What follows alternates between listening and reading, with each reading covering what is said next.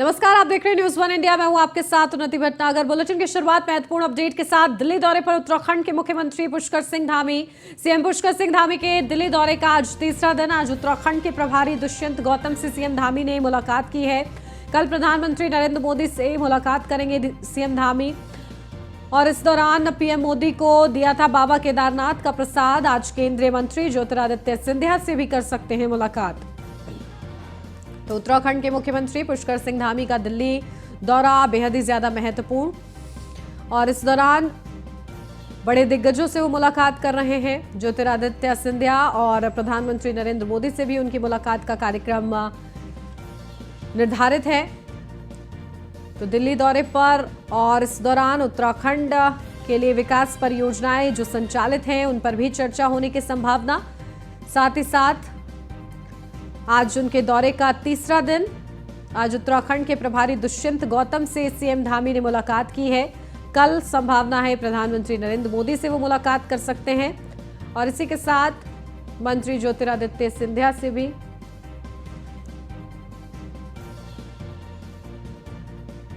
CM ने PM Modi को केदारनाथ का प्रसाद भी दिया है।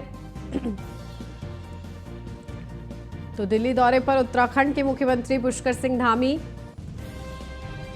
सीएम पुष्कर सिंह धामी के दिल्ली दौरे का आज तीसरा दिन है। अपडेट ले लेते हैं, हमारे संवाददाता पीयूष हमारे साथ जुड़ गए हैं। पीयूष, क्या कुछ जानकारी? देखिए, सीएम धामी के दौरे का आज तीसरा दिन है, क्या कुछ और जानकारी? कौन कौन से मंत्रियों से और भी मुलाकात हो सकती है उनकी?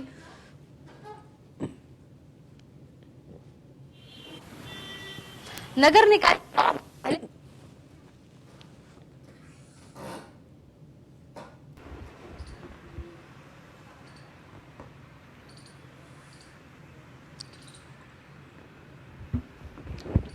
देखिए, निश्चित रूप से जब भी उत्तराखंड के मुख्यमंत्री पुष्कर सिंह धामी दिल्ली दौरे पर आते हैं तो आमतौर पे उनकी मुलाकात जो है वो पार्टी के वरिष्ठ नेताओं से होती है, इसके साथ ही केंद्रीय मंत्रियों से होती है। चूंकि अगर हम बात करें तो उत्तराखंड के मुख्यमंत्री पुष्कर सिंह धामी का दिल्ली दौरा महत्वपूर्ण इसलिए भी माना जा रहा था क्योंकि कल उनकी मुलाकात प्रधानमंत्री नरेंद्र मोदी से हुई है और करीब आधे घंटे से ज्यादा की ये मुलाकात प्रधानमंत्री के साथ उत्तराखंड के मुख्यमंत्री पुष्कर सिंह धामी की चली है।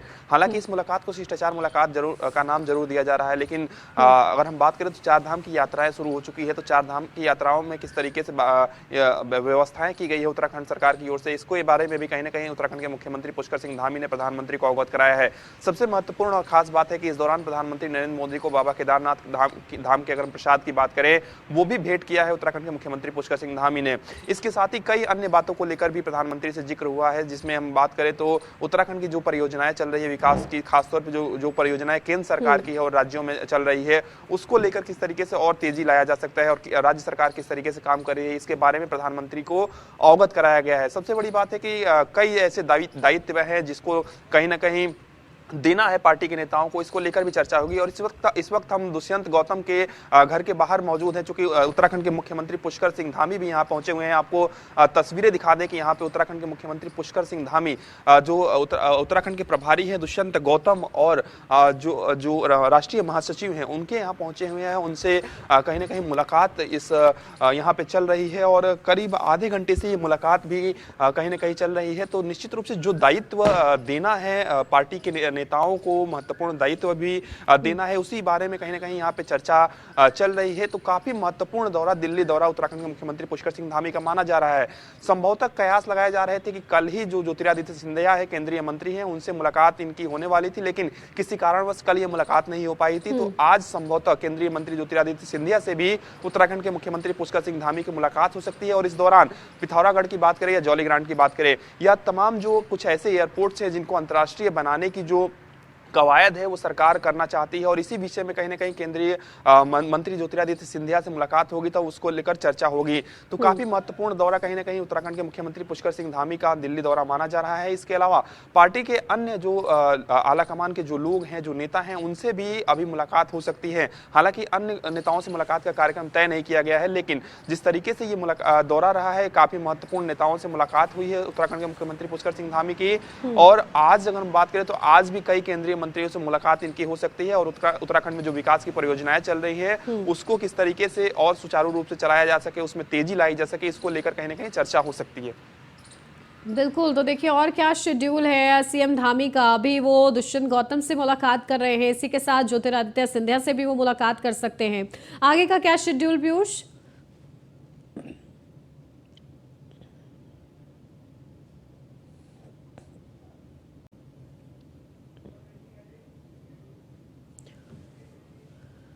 तो आज उत्तराखंड के प्रभारी दुष्यंत गौतम से इस वक्त मुलाकात कर रहे हैं सीएम धामी, और पीयूष हमारे संवाददाता लगातार वहां से अपडेट भी दे रहे हैं। तो देखिए कल प्रधानमंत्री नरेंद्र मोदी से भी मुलाकात की सीएम पुष्कर सिंह धामी ने।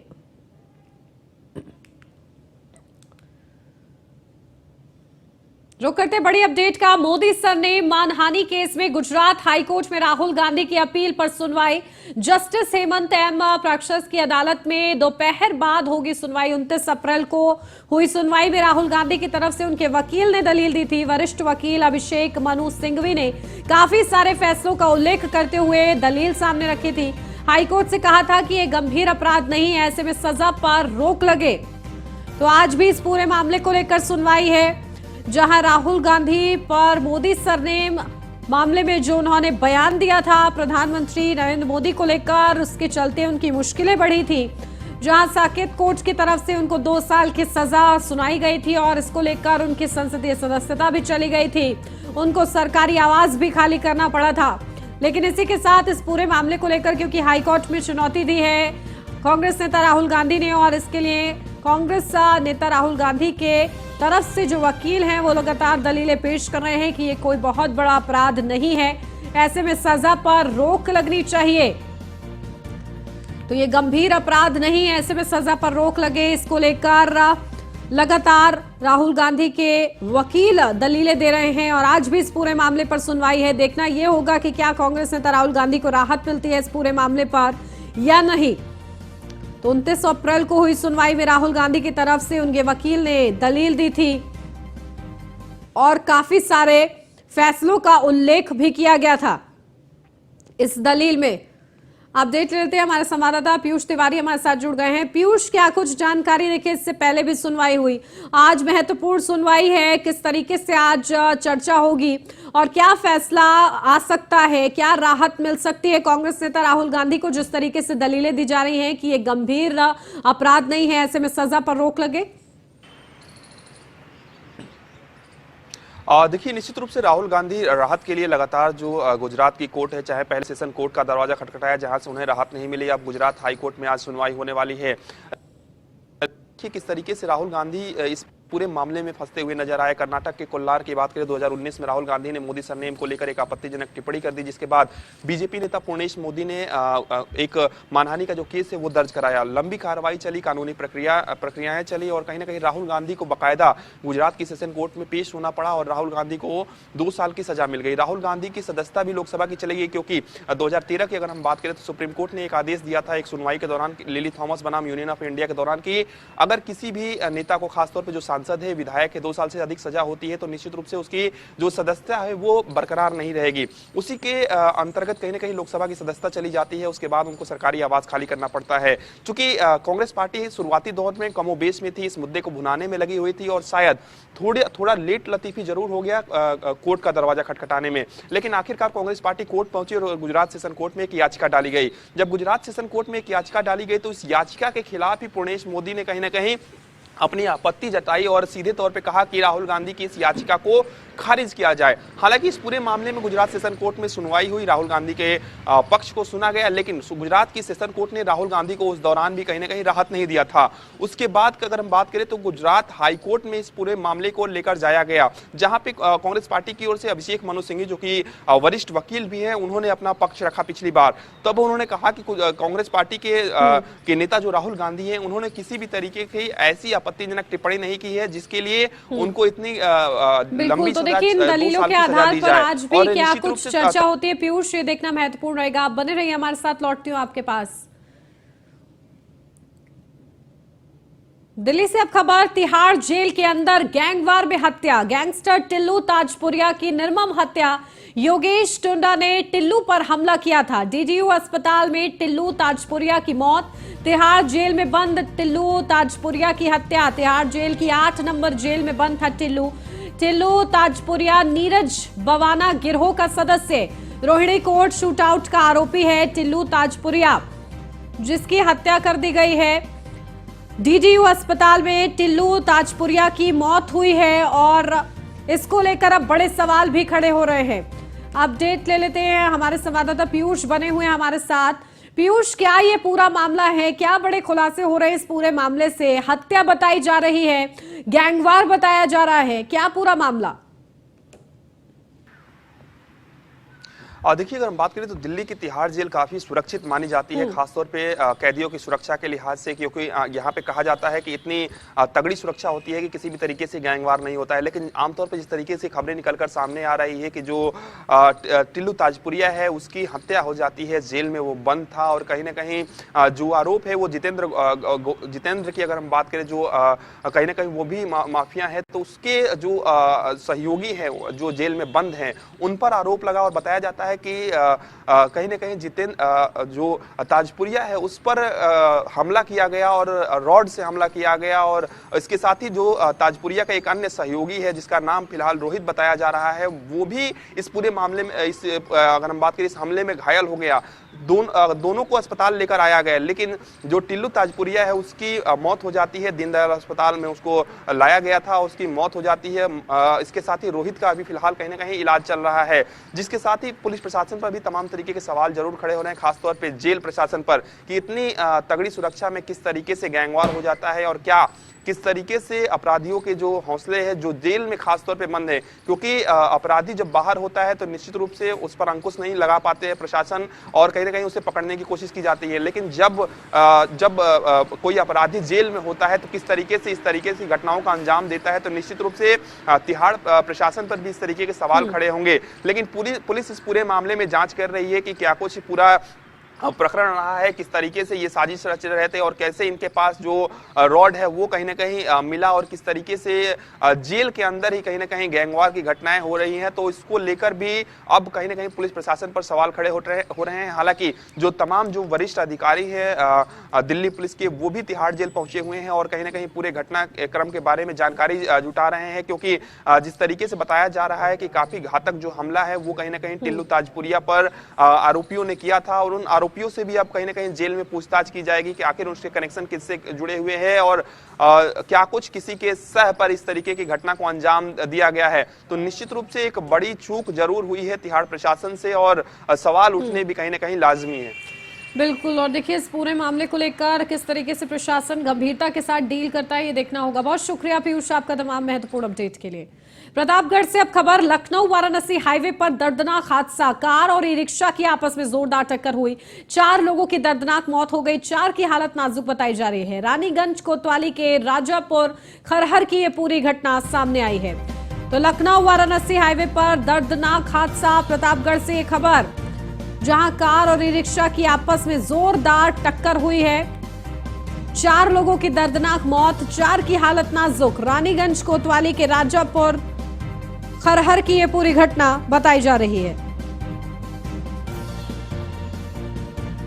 अपडेट ले लेते हैं, हमारे संवाददाता मनु सिंह हमारे साथ जुड़ गए हैं। मनु, क्या कुछ जानकारी, कैसे ये बड़ा हादसा हुआ है? आपको बता दें, प्रतापगढ़ के रानीगंज थाना क्षेत्र के राजापुर खरहर गांव का मामला, जो कि लखनऊ वाराणसी हाईवे है, जहाँ तेज रफ्तार का कहर देखने को मिला है।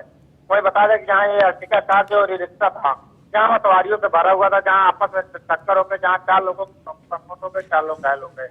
हालांकि जो हादसा हुआ है, जो कार में बैठे जो मांगलिक कार्यक्रम से शामिल होने जा रहे थे, जहाँ परिवार के 3 लोग स्टाफ रिक्शा पर चालक रिक्शा से जा रहे थे, जहाँ चालक भी था, जहाँ उसकी मौत हो गई, जहाँ वही परिवार के अन्य 4 लोग मेडिकल कॉलेज में भर्ती है, जहाँ हालत गंभीर देखते चिकित्सकों के आगे के रेफर कर दिया।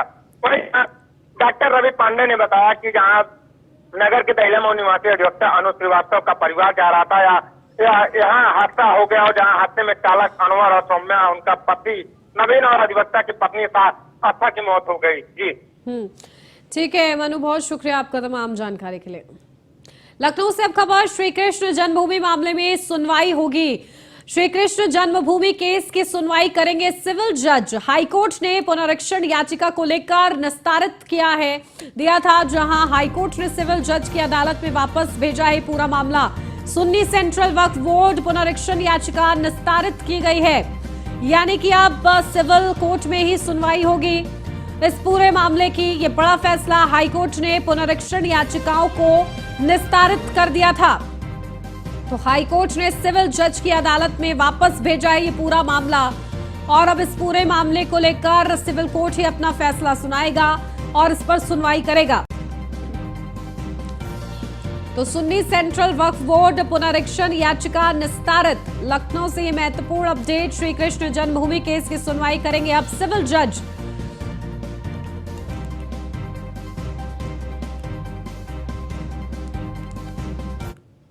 लखनऊ से अगली खबर, अंसल मामले में एलडीए अफसरों से हुई पूछताछ। जहां सीबीआई की टीम ने एलडीए अफसरों से पूछताछ की है। सिंचाई विभाग की जमीन पर बिल्डर का कब्जा था। सीबीआई ने कब्जा की गई जमीन की जांच शुरू की है। लाइसेंस और नक्शे से संबंधित सभी कागजात जब्त हुए हैं। हाईकोर्ट ने भूमि मामले में जांच के आदेश दिए थे। तो सीबीआई ने कब्जा की गई जमीन की जांच शुरू कर दी है। लाइसेंस और नक्शे से संबंधित सभी कागजात जब्त। हाईकोर्ट ने भूमि मामले में जांच के आदेश दिए थे। तो ये बड़ी अपडेट है, जहां हाईकोर्ट ने भूमि मामले में जांच के आदेश दिए हुए थे। अंसल मामले में एलडीए अफसरों से पूछताछ हुई है और पूछताछ के जरिए बड़े खुलासे भी सीबीआई की टीम ने एलडीए अफसरों से पूछताछ में किए हैं। लाइसेंस और नक्शे से संबंधित सभी कागजात भी जब्त किए गए हैं।